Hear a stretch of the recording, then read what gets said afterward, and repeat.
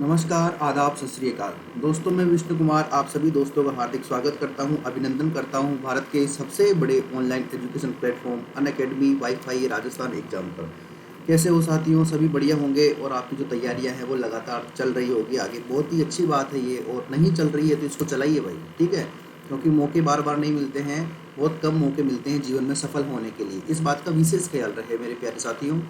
मैं विष्णु कुमार आरपीएससी और RSM SSB board के लिए आपके साथ हूँ। राजस्थान ज्योग्राफी, इंडियन ज्योग्राफी और वर्ल्ड ज्योग्राफी के लिए अनअकैडमी के लाइव क्लासेस लेने पर बहुत सारे फायदे मिलते हैं। आपको लाइव क्लासेस मिलती है, टेस्ट सीरीजेस मिलती है, डाउट क्लियरिंग सेशन मिलता है। ये सब प्लस कोर्सेज के फायदे हैं, ठीक है?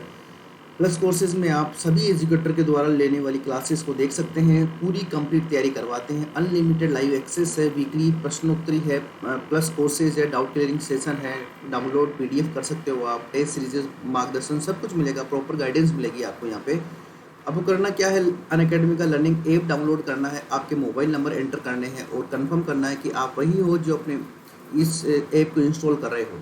उसके बाद आरपीएससी सेक्शन में जाना है और सबसे पहले विष्णु कुमार जांगिड को फॉलो करना है, जिससे आने वाले टेस्ट और जो क्लासेज है उसके बारे में आपको पता लग सके। क्लासेज दो प्रकार की होती है साथियों, एक स्पेशल क्लास होती है वो फ्री होती है, और टेस्ट सीरीज जो होती है वो फ्री होती है।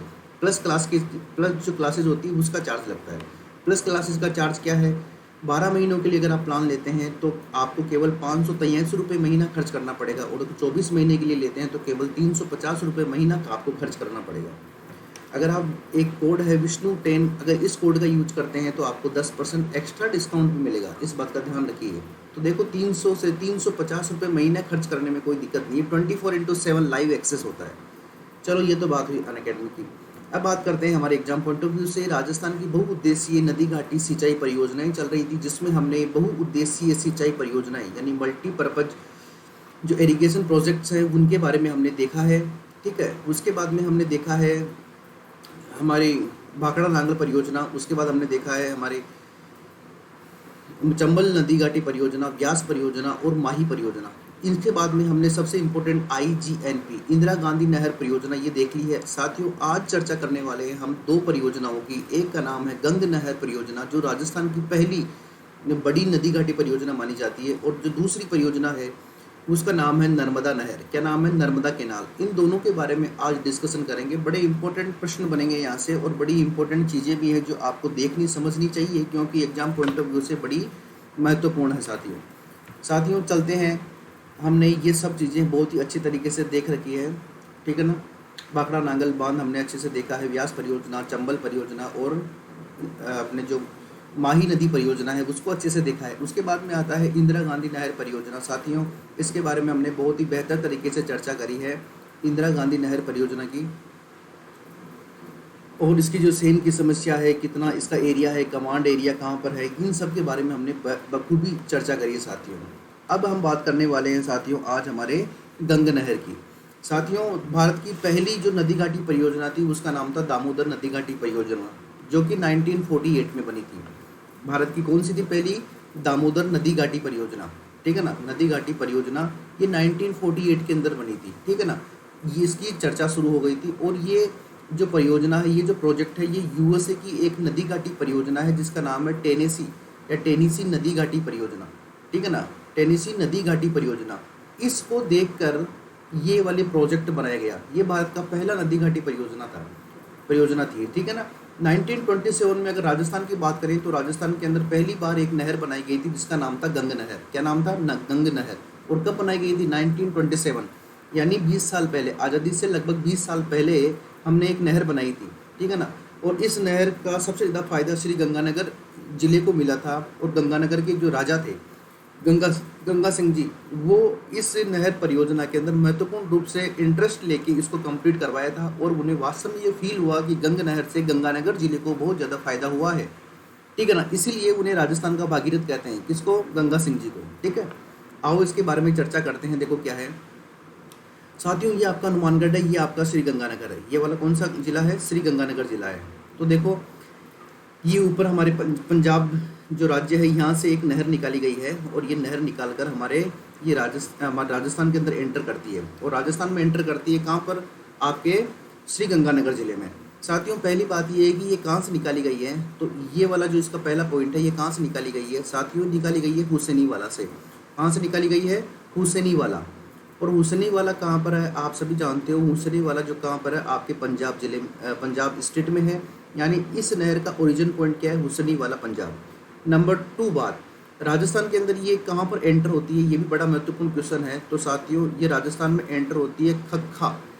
खक्खा एक गांव का नाम है, विलेज का नाम है, जो कहाँ पर आपके श्री गंगानगर में, यानी हुसैनी वाला पंजाब से निकली है। उसके बाद में श्री गंगानगर के खक्खा नामक स्थान से श्री गंगानगर में राजस्थान में एंटर होती है। और जो अंतिम बिंदु है इसका, जो लास्ट बिंदु है, ये कहाँ तक जाता है? तो साथियों ये शिवपुर गंगानगर तक जाता है। कहाँ तक जाता है? शिवपुर श्री गंगानगर तक ये एंटर होती है। मतलब लास्ट इसका जो पॉइंट है वो क्या है? शिवपुर श्री गंगानगर है। इसका ओरिजिन पॉइंट क्या है? हुसैनी वाला पंजाब। और राजस्थान में एंट्री पॉइंट क्या है? खक्का गांव श्री गंगानगर जिले के अंदर एंटर होती है। और कहाँ तक जाती है? शिवपुर श्री गंगानगर तक जाती है। पहली बात ये हुई, ठीक है।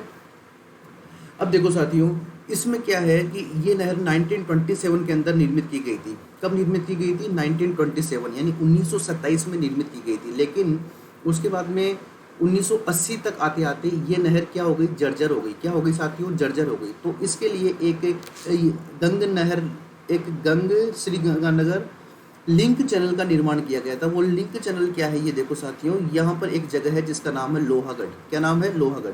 लोहागढ़ से एक नहर का निर्माण किया गया था, उसको यहाँ पर एंटर किया गया था। यानी मुख्य जो गंग नहर है इसके अंदर मिला दिया गया था। तो ये वाला जो पॉइंट है, ये पॉइंट कौन सा है? ये पॉइंट है साथियों लोहागढ़। यानी एक लिंक नहर का निर्माण किया गया था जो कि लोहागढ़ से निकली थी, उसके बाद में राजस्थान में एंटर करती है। और राजस्थान में एंटर करने के बाद इसी गंग नहर के अंदर मिलती है। ये जो स्थान है इसका नाम क्या है? इसका नाम है साधु वाली। ये जो स्थान है इसका नाम क्या है साथियों? इसका नाम है साधु वाली। और साधु वाली कहाँ पर है? श्री गंगानगर में है। बात समझ गए आप?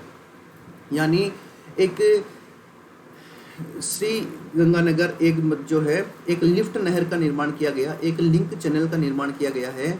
और ये लिंक जो चैनल है वो कहाँ से कहाँ तक है? लोहागढ़ से साधु वाली तक है। देखो यहाँ से जब इसके अंदर पानी की सप्लाई यहाँ सीधी साधु वाली में हो जाएगी, तो उसके बाद में देखो यहाँ से लेकर यहाँ तक की जो ये नहर है इसका रिकंस्ट्रक्शन का काम आसानी से किया जा सकता है। ठीक है ना? इसका क्या किया जा सकता है? रिकंस्ट्रक्शन का काम आसानी से किया जा सकता है साथियों। ये इसकी मुख्य बात है। ठीक है, तो ये लिंक चैनल का निर्माण 1980 के बाद में किया गया था, जब ये नहर पूरी की पूरी जर्जर हो चुकी थी उसके बाद में। तो ये थी साथियों इसकी बेसिक बात। और ये जो लिंक चैनल है इसकी लंबाई 80 किलोमीटर है। कितनी है साथियों? 80 किलोमीटर इसकी लंबाई है। ये इसकी बेसिक बात हुई। मुझे उम्मीद है कि ये बेसिक बात आपको समझ आ रही होगी बढ़िया तरीके से। ठीक है, अब इसके डिटेल के अंदर चर्चा करते हैं कि क्या महत्वपूर्ण है और कैसे राजस्थान के अंदर ये एंटर करती है। ये तो हमने देख लिया। तो आओ साथियों, सबसे पहली बात क्या है कि ये राजस्थान के इसका निर्माण कब हुआ था? तो साथियों इसका निर्माण 1927 यानी 1927 के अंदर हुआ था। ये सबसे महत्वपूर्ण बात है। दूसरी बात क्या है? ये राजस्थान की पहली नहर परियोजना है। दूसरी बात क्या है? ये राजस्थान की क्या है? पहली नहर परियोजना है। ये राजस्थान की पहली नहर परियोजना है साथियों। ठीक है ना? इसके निर्माण में किसने मुख्य भूमिका निभाई थी? श्री गंगा सिंह जी ने। श्री गंगा सिंह जी गंगानगर बीकानेर के जो शासक रहे हैं, श्री गंगा सिंह जी, ठीक है, इन्होंने जो है इस गंग नहर के निर्माण के अंदर मुख्य भूमिका निभाई है। और ये इस परियोजना का संबंध किस नदी से है? तो साथियों इस परियोजना का नंबर जो संबंध है वो आपके सतलज नदी से है। किससे है? सतलज नदी से इस परियोजना का संबंध है मेरे प्यारे साथियों। ये बड़ी महत्वपूर्ण बात है। दूसरी बात देखिए, अब देखो इस नहर की जो कुल लंबाई है, इस नहर की क्या, हमारी गंग नहर की हम बात कर रहे हैं। गंग नहर की अगर कुल लंबाई की बात करें तो साथियों इसकी कुल लंबाई जो है वो है 129 किलोमीटर। कुल लंबाई, टोटल लेंथ इसकी है इसकी 129 किलोमीटर। ठीक है ना? लेकिन साथियों राजस्थान के अंदर क्या 129 किलोमीटर है? ये साथियों दो राज्यों में फैली हुई है। एक का नाम है पंजाब और एक का नाम है राजस्थान। और राजस्थान के कौन से जिले के अंदर फैली हुई है? श्री गंगानगर के अंदर फैली हुई है। तो साथियों जो पंजाब है, पंजाब के अंदर ये 112 किलोमीटर है। कितने किलोमीटर है? 112 किलोमीटर। और राजस्थान की बात करें तो राजस्थान में ये आपके 17 किलोमीटर है, यानी 17 किलोमीटर है। जब आप इन दोनों को ऐड करोगे तो आपके सामने कितना आ जाएगा? 129 किलोमीटर आ जाएगा। ठीक है ना? कितना आ जाएगा? 129 किलोमीटर। आप जानते हो ये नहर राजस्थान में खक्का गांव से प्रवेश करती है और शिवपुर श्री गंगानगर तक मतलब लास्ट पॉइंट सा कौन सा है, शिवपुर श्री गंगानगर है। बात समझ गए। अब देखिए साथियों, इसका जो उद्घाटन किया था यानी इसका जो इनॉग्रेशन किया था वो 1927 के अंदर एक हमारे यहाँ पे वाइसराय थे जिनका नाम था लॉर्ड इरविन। कौन से वाइसराय थे, लॉर्ड इरविन जो वाइसराय थे, इन्होंने इसका क्या किया था, उद्घाटन किया था। और उद्घाटन कब किया था, 1927 में किया था। कब किया था, 1927 में। साथियों, इससे सर्वाधिक लाभ जो मैक्सिमम बेनिफिट होता है वो किस जिले को होता है, वो आपके श्री गंगानगर जिले को होता है। किस जिले को होता है, श्री गंगानगर जिले को होता है मेरे प्यारे मित्रों। और देखो अगली बात, इससे लगभग 3.08 लाख हेक्टेयर 3.08 लाख हेक्टेयर क्षेत्र के ऊपर क्या की जाती है, सिंचाई की जाती है मेरे प्यारे साथियों। क्या की जाती है, सिंचाई की जाती है। ये बड़ी महत्वपूर्ण बात है। ये आपके इकोनॉमिक सर्वे के अंदर डेटा लिखा हुआ है, इसलिए बड़ी महत्वपूर्ण हो जाती है। उसके बाद देखिए, जिस प्रकार से हमने इंदिरा गांधी नहर की 7 लिफ्ट नहर देखी थी, उसी प्रकार से इस गंग नहर की 4 लिफ्ट नहरें। कितनी लिफ्ट नहरें हैं, 4। एक लिफ्ट नहर का नाम है करनी। क्या नाम है, एक लिफ्ट नहर का नाम क्या है, करनी। दूसरी जो लिफ्ट नहर है उसका नाम क्या है, लालगढ़। तीसरी जो लिफ्ट नहर है साथियों उसका नाम क्या है, समीजा। और जो चौथी लिफ्ट नहर है मेरे प्यारे मित्रों उसका नाम क्या है, लक्ष्मी नारायण। क्या नाम है, लक्ष्मी नारायण। ये इसकी 4 लिफ्ट नहरें, इनके नाम आप ध्यान रखना, इनका क्रम यही है। ये इसकी 4 क्या है, लिफ्ट नहरें हैं मेरे प्यारे मित्रों, लिफ्ट नहरें।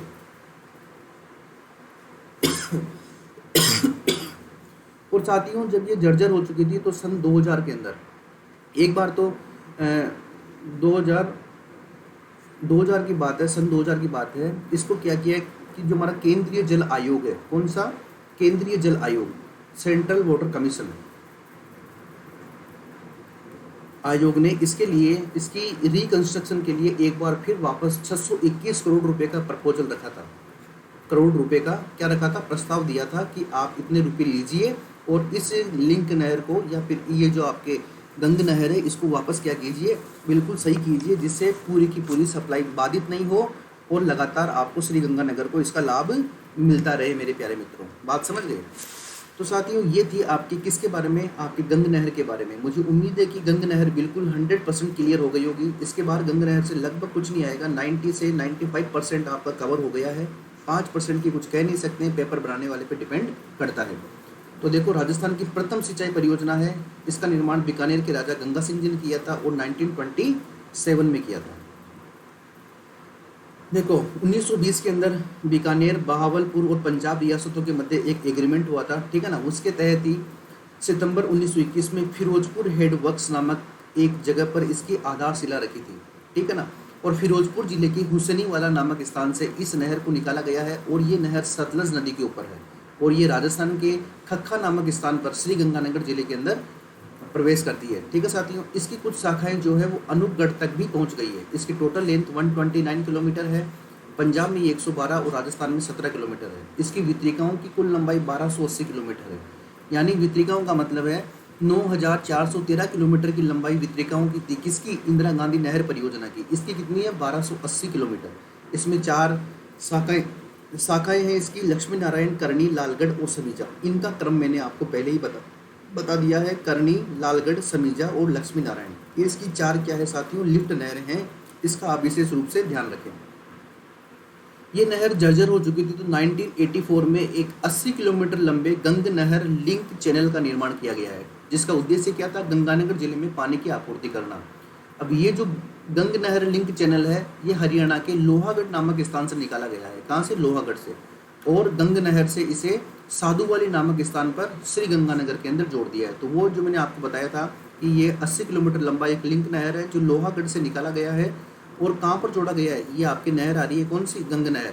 इस गंग नहर के अंदर साधुवाली नामक स्थान पर, कौन से स्थान पर, साधुवाली नामक स्थान पर एंटर किया गया है। इसे क्या बोलते हैं, गंग नहर लिंक चैनल बोलते हैं। गंग नहर लिंक चैनल इसको नाम दिया गया है। साथियों, इस गंग नहर से 3.80 लाख हेक्टेयर क्षेत्रफल पर सिंचाई होती है। और अक्टूबर 1927 में इस नहर का उद्घाटन किसने किया था, भारत के वायसराय, ब्रिटिश भारत के वायसराय लॉर्ड इरविन ने इसका उद्घाटन किया था साथियों। तो ये बेसिक बात हुई आपके कौन सी नहर की, आपके गंग नहर की। समझ आ गई होगी आपको बढ़िया तरीके से। बहुत बढ़िया। तो साथियों ये थी आपकी गंगा नहर। अब हम बात करते हैं साथियों आपके नर्मदा नहर की। कौन सी नहर की? नर्मदा नहर। साथियों नर्मदा नहर भी एक महत्वपूर्ण नहर है जो आपके एग्जाम पॉइंट ऑफ व्यू से बड़ी ही महत्वपूर्ण है। कई बार एग्जाम सेंटर के अंदर ये आपको पेपर के अंदर दिखाई दे देती है, ठीक है ना। नर्मदा नहर जिस तरह से मैंने आपको आपकी जो पहले ये गंगा नहर समझाई है, ठीक है ना, समझाने के बाद में आपको थ्योरी पढ़ाई है, उसी तरह से पहले मैं इस नर्मदा नहर को आपको समझा देता हूँ। साथियों आप जानते हो अमरकंटक से एक नदी का उद्गम होता है और इस नदी का नाम क्या है? आप सबको पता है, इस नदी का नाम है नर्मदा नदी। क्या नाम है? नर्मदा नदी, ठीक है ना। ये गुजरात के अंदर महत्वपूर्ण रूप से बहती है। उसके बाद में ये नदी जो है खंबात की खाड़ी में चली जाती है। कौन सी खाड़ी में? खंबात की खाड़ी में। और खंबात की खाड़ी किसका भाग है? आपके अरब सागर का पार्ट है, ये आप जानते हो। साथियों ये जो डैम बना हुआ है, इस डैम का नाम है सरदार सरोवर बांध। क्या नाम है? सरदार सरोवर डैम, ठीक है ना। और ये गुजरात में है। अब देखो साथियों, इस सरदार सरोवर डैम से एक नहर निकाली गई है। इस सरदार सरोवर डैम से एक नहर निकाली गई है और ये नहर राजस्थान में एंटर होती है। साथियों राजस्थान में जो एंटर होने वाला बिंदु है वो बिंदु आपके सामने ये रहा। यहाँ पर ये राजस्थान में एंटर होती है। तो साथियों ये जो एंटर होने वाला गांव है इसका नाम है विलेज सीलू। सीलू गांव है और ये सीलू गांव कहाँ पर है? जालोर डिस्ट्रिक्ट में है। कौन सी डिस्ट्रिक्ट में है? जालोर डिस्ट्रिक्ट में।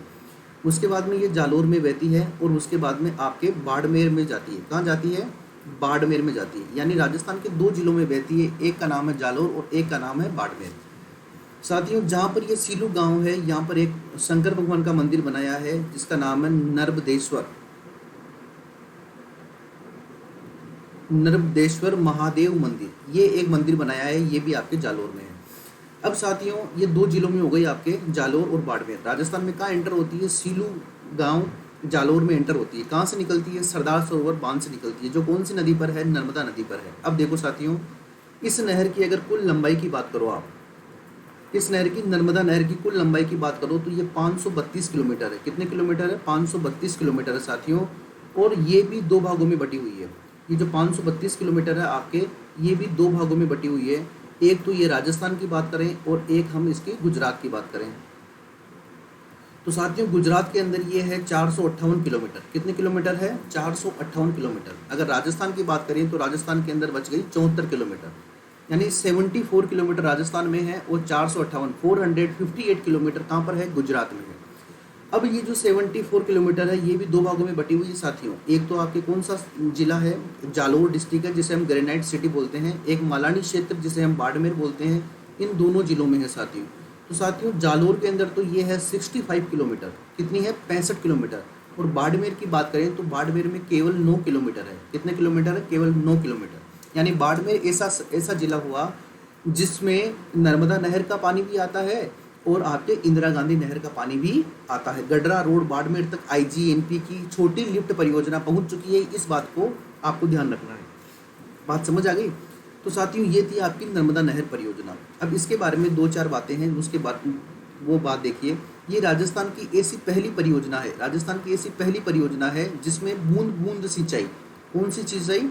बूंद बूंद सिंचाई की व्यवस्था की गई है। यानी आपको तभी पानी मिलेगा जब आप बूंद बूंद सिंचाई यूज करोगे आपके खेत में, तो ही आपको इससे पानी मिलेगा, नहीं तो आपको पानी नहीं मिलेगा। इसे ही हम बोलते हैं स्प्रिंकल इरिगेशन सिस्टम।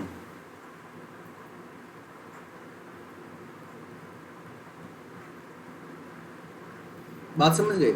यानी ये राजस्थान की ऐसी पहली परियोजना है जिसके ऊपर बूंद बूंद सिंचाई को क्या किया गया? अनिवार्य किया गया। साथियों जिस प्रकार से 7 लिफ्ट नहर हमारे इंदिरा गांधी नहर पे 7 लिफ्ट नहर थी और हमारे 4 लिफ्ट नहर थी गंगा नहर पे, उसी तरह से यहाँ पर 3 प्रमुख लिफ्ट नहरें हैं। एक का नाम है सांचौर लिफ्ट नहर। क्या नाम है? सांचौर लिफ्ट नहर। दूसरे का नाम आपके भादेरिया लिफ्ट नहर। क्या नाम है? भादेरिया लिफ्ट नहर। तीसरे का नाम है आपके पानेरिया लिफ्ट नहर। क्या नाम है? पानेरिया लिफ्ट नहर। ये तीनों क्या है? आपके इसकी लिफ्ट नहरें हैं। इनका नाम आप ध्यान रखना, क्वेश्चन पूछा जा सकता है कि निम्न में से कौन सी लिफ्ट नहर का संबंध नर्मदा नहर से नहीं है? तो सांचौर, भादेरिया और पानेरिया का तो संबंध है, बाकी का इससे नहीं है। साथियों इस परियोजना से राजस्थान में कुल 2.46 लाख हेक्टेयर 2.86 लाख हेक्टेयर क्षेत्र के ऊपर क्या की जाती है? सिंचाई की जाती है साथियों। क्या की जाती है? सिंचाई। बात समझ गए आप? 2.86 लाख हेक्टेयर क्षेत्र के ऊपर सिंचाई की जाती है।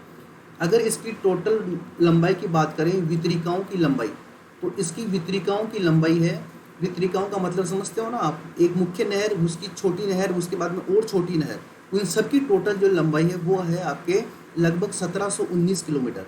कितनी है? 1719 किलोमीटर वितरिकाओं की लंबाई है टोटल। और वितरिकाओं के कुछ नाम है जो आपसे पूछे जा सकते हैं, जैसे अगर आपसे पूछे बालेरा, बालेरा, वाक, केरिया, गांधव, ये सभी क्या है? गांधव। तो साथियों ये सभी क्या है? ये जो हमारे आपके नर्मदा नहर है, इसकी क्या है? वितरिकाएं हैं, उनके ये अलग अलग नाम है साथियों। बात समझ गए आप? अब देखो, सरदार सरोवर बांध के बारे में बात करते हैं। सरदार सरोवर को गुजरात की जीवन रेखा कहते हैं। क्या कहते हैं साथियों? गुजरात की जीवन रेखा कहते हैं। बात समझ गए? इस डैम की जो लंबाई है सरदार सरोवर बांध की, वो लगभग 1.2 किलोमीटर इसकी लंबाई है। और इसकी जो ऊंचाई या गहराई है वो 163 किलोमीटर है। कितने किलोमीटर है? 163 किलोमीटर। और ये सरदार सरोवर जो परियोजना है, ये आपके महाराष्ट्र, मध्य प्रदेश, राजस्थान और गुजरात, महाराष्ट्र, मध्य प्रदेश, गुजरात और राजस्थान की परियोजना है। राजस्थान को केवल पानी मिलेगा, इससे बिजली का जो यहाँ पर जो बिजली का उत्पादन होता है उसमें राजस्थान का हिस्सा नहीं है, केवल पानी के अंदर राजस्थान का हिस्सा है साथियों। ठीक है, आपने नाम सुना होगा सरदार सरोवर डैम का। अभी 2 साल पहले ही प्रधानमंत्री मोदी जी ने इनोग्रेशन किया है, उद्घाटन किया है साथियों। ये जो सरदार सरोवर बांध है, इसके लिए नर्मदा बचाओ आंदोलन चला था। कौन सा आंदोलन चला था? नर्मदा बचाओ आंदोलन।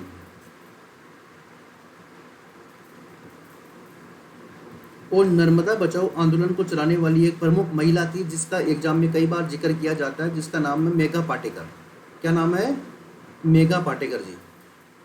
श्रीमती मेघा पाटेकर जो है इस परियोजना को चलाया था। इस जो नर्मदा बचाओ आंदोलन है, इसकी सूत्रधार रही थी। सबसे महत्वपूर्ण रोल इन्होंने ही प्ले किया था कि भाई ये नहीं होना चाहिए। इनका मुख्य उद्देश्य था कि ये बांध बनने से एक तो पर्यावरण को नुकसान होगा, दूसरा यहाँ पर लगभग 40,000 से ज़्यादा लोग जो हैं उनको विस्थापित करना पड़ेगा। तो इसके लिए सरकार जो है जिम्मेदारी नहीं ले रही है। तो इसके लिए इन्होंने बहुत ज़्यादा मूवमेंट किया था। और इनका मूवमेंट इतना ज़बरदस्त था कि 1996 में, यानी 1996 में सुप्रीम कोर्ट ने एक बार इस बांध के कंस्ट्रक्शन के ऊपर रोक लगा दी थी। लेकिन अंततः 1961 से शुरू होकर 2017 में इस बांध का निर्माण कंप्लीट हुआ ही। और उसके बाद में ये जो है आगे बढ़ते हुए इसका इनॉग्रेशन कर दिया गया, इसका उद्घाटन कर दिया गया। तो साथियों ये 2 छोटी छोटी नहर परियोजना थी आज जो बड़ी महत्वपूर्ण है, ध्यान रखना इस बात का। ये बहुत ही काम की परियोजनाएं हैं और लगभग बहुत सारी चीज़ें मैंने आप इन दोनों के बारे में बताई है। नर्मदा नहर के बारे में देखो, ये सरदार सरोवर बांध से निकाली गई है। कुल लंबाई 532 है, राजस्थान में 74 किलोमीटर है। 2008 में जालोर के लालपुर गाँव के अंदर एक समारोह हुआ था और उसके तहत राजस्थान में पानी को प्रवेश करवाया था। ठीक है ना।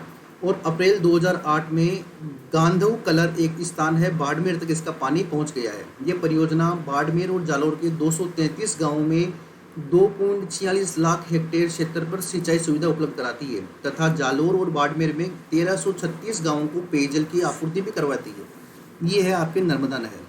बात समझ गए? तो ये 2 नहरें हैं साथियों जिसके बारे में मुझे बताना ज़रूरी था, आपको जानना ज़रूरी था। तो आज के लिए इतना ही है साथियों।